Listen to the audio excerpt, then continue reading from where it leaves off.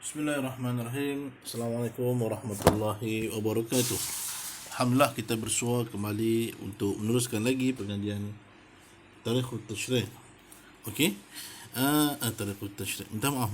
Bukan Tarikhut Tashrih. Ini CTU 101 untuk prinsip-prinsip asas Islam. Okey, kita tengok pada bab yang ke-8. Pada bab yang ke-8, ibadah dalam Islam. Ibadah dalam Islam. Okey, sebab ibadah ini kita hamba. Abdu la buda ta'abbud ila Allah Subhanahu wa taala. Kita dapat tidak kita kena beribadat pada Allah Subhanahu wa taala. Kita hamba, kita dicipta. Wa ma khalaqtul jinna wal insa illa liya'budun. Tak kujadikan manusia dan juga jin ini untuk beribadat kepada Allah. Maksudnya apa?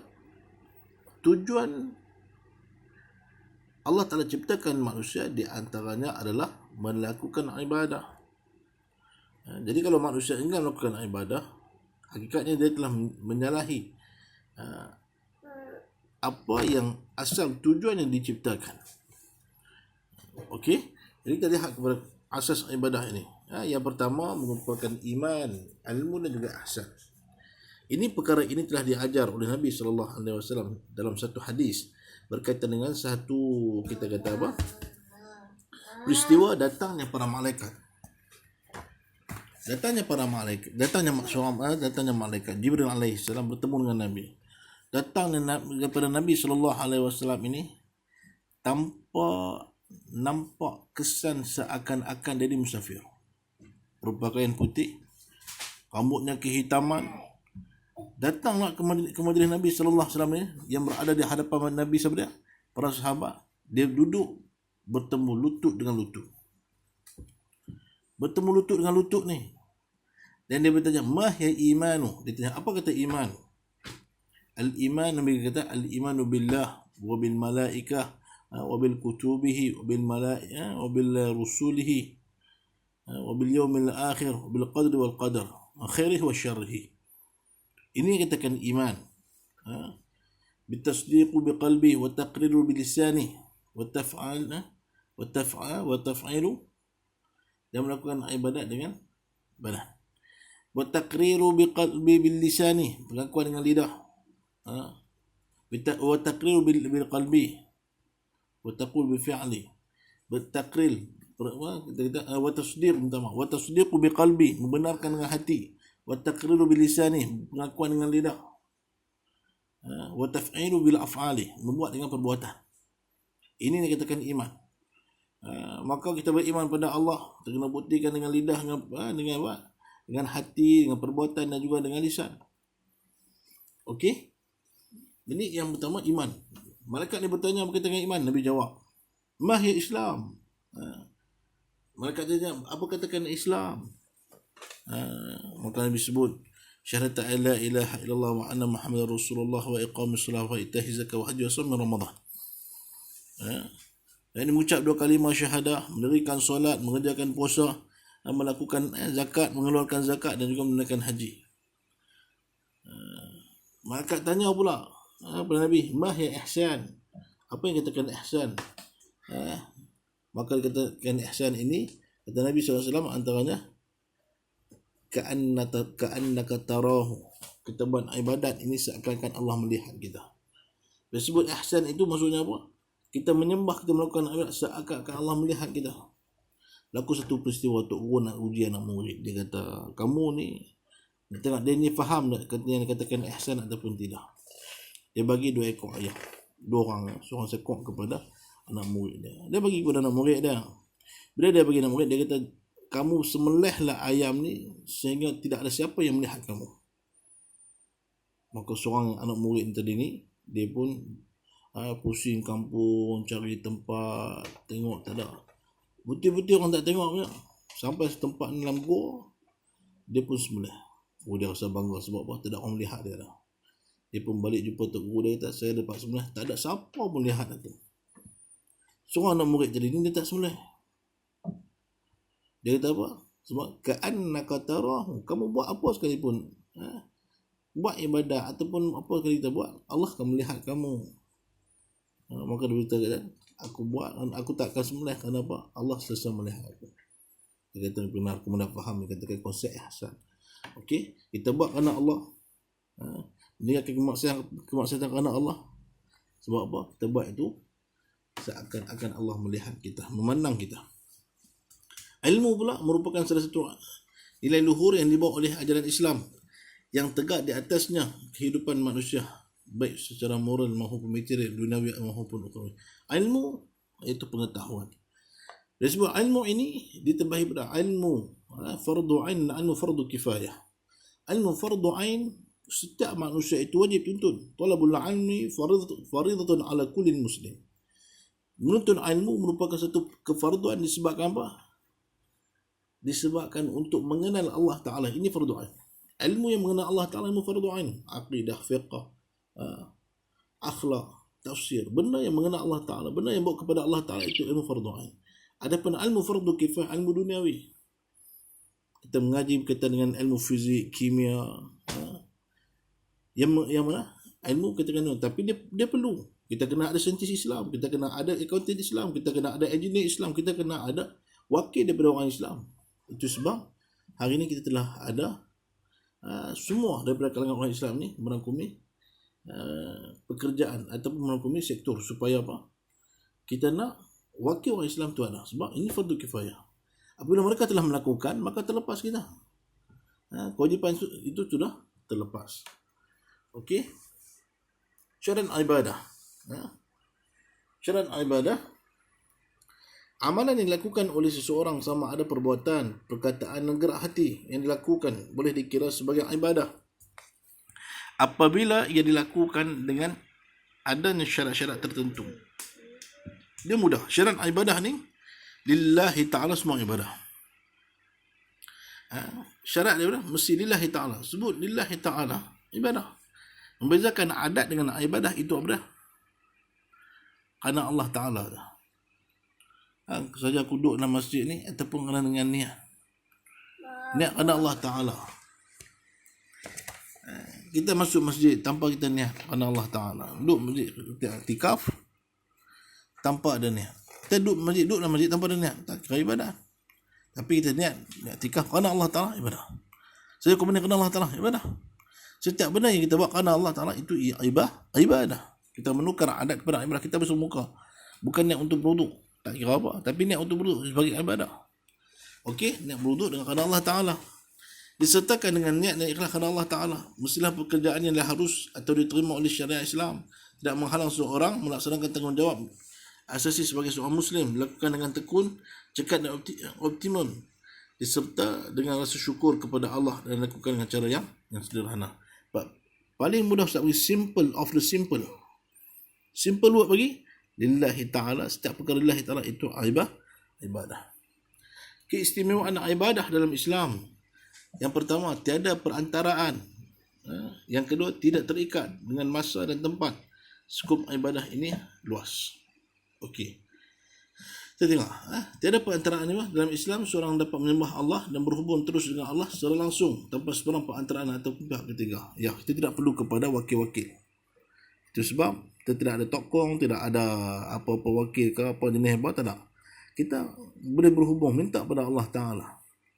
Udu'uni fastajib lakum. Kamu minta Allah pada Allah Ta'ala. Allah kan kabulkan. Kemudian tidak terikat dengan Ustaz ingat satu lagi. Iyyaka na'budu wa iyyaka nasta'in. Allah kata kepada aku kamu beribadat, kepada aku juga kamu meminta. Okey, maka tidak perlulah kita buat perantaraan, melainkan kita bertawassul. Tawassul nama membenarkan tawassul ini dengan apa? Atas sebab contoh kita pergi ke makam Nabi, ya Allah dengan berkat Sayyidina Muhammad sallallahu alaihi wasallam, dengan berkat Nabi Muhammad sallallahu alaihi wasallam, terimalah doa aku. Karena mereka ini hidup di sisi Allah Taala. Bal ahya'u 'inda rabbihim. Berkonsepkan tawassul. Ini boleh dalam kita menerima tawassul.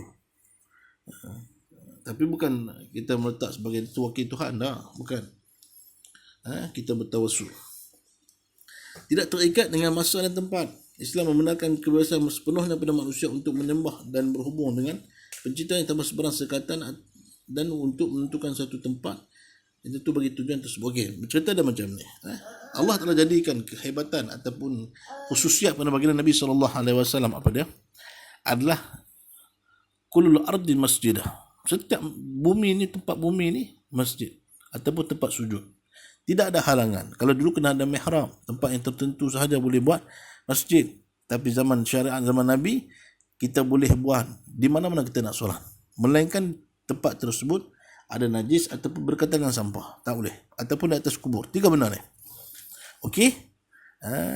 Kemudiannya pula, mesti ada waktu yang tertentu. Sekiranya kita kata solat, dia ada waktu yang tertentu. 5 waktu ni. Sebab diajar oleh Jibril AS pada Nabi SAW. Bila masuknya waktu zuhur, bila keluarnya waktu zuhur, bila masuknya asar, keluarnya waktu asar, bila masuknya maghrib, keluarnya maghrib, bila masuknya isyak, keluarnya isyak. Masuk waktu fajar apabila terbitnya fajar sodik. Habisnya waktu fajar ataupun waktu subuh apabila terbitnya matahari. Masuknya waktu zuhur ketika mana tergelincir matahari. Habisnya waktu zuhur ketika bayang-bayang sudah, ketika objek sudah ada bayang-bayang. Maksudnya apa? Sudah ada dua bayang-bayang. Bayang tu melebihi daripada objek tersebut. Masuknya waktu maghrib, waktu kita kata apa? Waktu Allah sedang waktu asar, apabila sudah objek tu mencapai 2 kali ganda bayang-bayang sehingga terbenamnya matahari. Masuknya waktu maghrib, terbenamnya matahari sampailah hilangnya garisan merah di langit. Masuknya waktu isyak, hilangnya garisan merah di langit, menjadi langit warna hitam sehinggalah terbitnya fajar. Okey? Di waktu ketika solat. Tapi ada pun waktu-waktu yang lain kita bebas untuk melakukan ibadah. Nak baca Quran ke, zikir dan sebagainya. Skop ibadah ni luas. Sebab disebut ibadah ini yang merangkumi segenap aspek kehidupan manusia. Bermula daripada bangun tidur sampailah terbenam, sampailah kita tidur semula. Apa perkara yang kita nak kerana Allah Ta'ala, maka itu dikira sebagai ibadah. Maka ayuh anak murid yang Ustaz kasihi sekalian, kalian orang yang masih lagi kita kata muda, boleh memperbanyakkan ibadah, boleh mempunyai kekuatan untuk datang ke masjid, solat berjemaah, boleh kuat lagi untuk baca Al-Quran, boleh kuat untuk berzikir. Jangan tinggal perkara-perkara yang asas ini, nescaya insya-Allah akan berikan kekuatan kepada kita. Bukan setakat kita bersenam dan memberikan kekuatan jasmani, bahkan dengan kita beribadat akan memberikan kekuatan rohani. Insya-Allah bila rohani dan juga jasmani kita kuat, insya-Allah kita akan jadi manusia, kita akan jadi al-mu'minun qawiyyun, seorang mukmin yang kuat.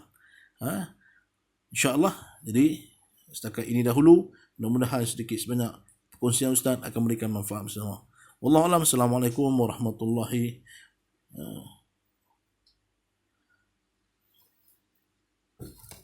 wabarakatuh.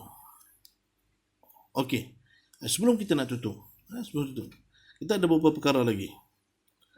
Itu akan berkaitan dengan ibadah. Ibadah ada khusus, ada khusus dan juga ada umum. Bila ada ibadah khusus ini merupakan asas yang paling penting kepada akidah dan juga keimanan. Seorang juga boleh merupakan medan latihan yang amat berkesan untuk membentuk kepribadian Muslim sebenar. Tidak boleh direka-reka atau dilakukan dengan kehendak hati. Ini ibadah khusus. Ini beriman pada Allah Ta'ala khas. Adapun ibadah umum ini mengabdikan diri secara tidak langsung kepada Allah Subhanahu Wa Ta'ala, menerusi semua urusan kehidupan duniawi yang mengangkut kehidupan, hubungan sesama manusia dan makhluk lain yang melandaskan akidah juga syariat. Okey, ibadah khusus dan juga ibadah umum. Ibadah umum antaranya menunaikan zakat. Okey, jadi dia akan berkaitan dengan manusia juga. Bila keluarkan zakat, kita akan berikan kepada golongan yang memerlukan daripada kalangan manusia. Maka kita sebut sebagai ibadah yang umum. Okey. Impak ibadah, dan last ni impak ibadah. Solat, puasa, zakat dan juga haji. Solat. Bila kamu solat, kita nak bawa solat ni keluar daripada luar solat. Khusyuk dan khudu'. Kita khusyuk dan khudu' dalam solat, kita nak keluar dalam luar solat. Kita jadi orang yang taat kepada Allah Ta'ala ketika dalam solat dan juga luar solat. Ini solat. Solat ni maksud solat apa? Kita berdoa kepada Allah Ta'ala. Kita doa. Tapi kita nak bawa sifat solat ini keluar daripada solat. Kita jadi orang yang taat kepada Allah Subhanahu Wa Ta'ala. Okey? Berpuasa, menahan diri daripada lapar dahaga. Tapi menjadi manusia ini mencegah daripada makan benda yang haram. Okey? Kemudian zakat menyucikan jiwa, menyucikan hati, menyucikan juga kita kata harta. Dan akhir sekali merupakan haji. Dia sebut haji ini dia menyempurnakan kehidupan dia. Haji dia menyempurnakan kehidupan dia. Dia menyempurnakan rukun dia. Maka orang yang melakukan haji ini tidak ada pertikaian oleh Allah Subhanahu Wa Taala. Karena apa? Dia sudah melengkapi agamanya. Jadi insya-Allah kita berdoa supaya apa? Supaya kita mampu menyempurnakan agama dengan melakukan kesemua rukun agama, iaitu syahadatan la ilaha illallah wa iqamis shalah wa ita'iz zakat wa haji wa shaum Ramadan. Jadi kita berpuasa, kita solat, kita mengeluarkan zakat dan menunaikan haji, kita telah menyempurnakan agama. Insya-Allah udkhuluha bisalamin amin, akan masuk syurga Allah dengan dalam keadaan sejahtera dan insya-Allah akan dibayar. Kita sebut sebagai fauzun azimah, mereka akan dapat fauzan azimah, mereka akan dapat ganjaran yang ataupun kejayaan yang cukup besar, iaitu syurga Allah Subhanahu Wa Taala. Mudah-mudahan ini perakhiran kita dan insya-Allah perakhiran tersebut akan memberikan manfaat. Manfaat ini akan memberikan istifadah dan istifadah ini pasti akan bawa kejayaan kita. Wallahu a'lam. Assalamualaikum warahmatullahi wabarakatuh.